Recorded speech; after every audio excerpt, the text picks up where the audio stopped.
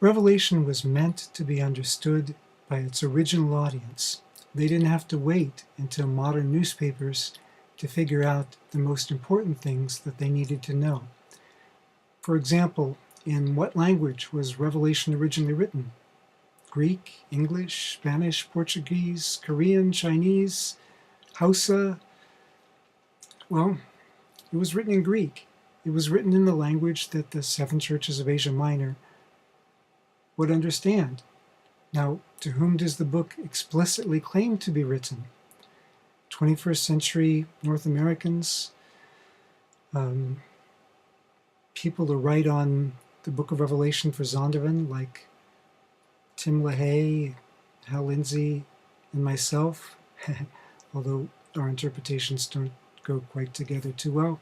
Norwegian oil workers from Iowa, or seven churches in Asia Minor. That's the explicit audience. Of course, it's meant for all of us to learn from it, but certainly it had to be intelligible, at least to them. And these are not allegorical churches any more than, say, the church in Philippi or the church in Corinth was an allegorical church. Again, these are in letters to the seven churches. You don't normally allegorize the churches in letters any more than you would Paul's letters. And if you look at some of the features of what's said to these churches, it fits very much things that we know about some of these locations, particularly with Laodicea and some of the others. And if you look on a map, if a messenger were traveling from Patmos, where John the author is in Revelation 1:9, and arrives in Asia Minor, first port of entry is going to be Ephesus.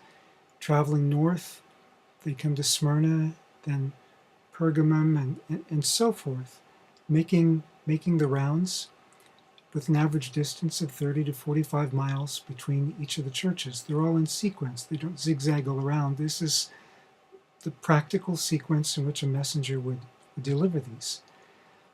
And those who've tried to make the seven churches actually symbolize seven stages of church history before the end have had to kind of force church history to fit that. And since that view has been around for over 100 years, they've also had to revise the interpretation as history has gone on after they expected the Lord's return. Now, were the original readers of the book of Revelation expected to be able to understand it? You might guess that. Revelation chapter 1 and verse 3, "Blessed is the one who reads and those who hear," because back then most people couldn't read, and also they didn't have copies for everybody anyway. So one person would read and those would hear. "Blessed is the one who reads and those who hear the words of the prophecy of this book and give heed to it." In other words, we're expected to obey its message, which presumably means we're expected to understand its message, at least well enough to live accordingly. Now, also, you can find a big contrast with the book of Daniel. Daniel chapter 12 says, "Seal these things up. The time is not yet. People aren't going to understand this yet." But Revelation 22 says, "Don't seal these things up. The time is at hand." Revelation was meant to be understood. Revelation is meant to be lived by.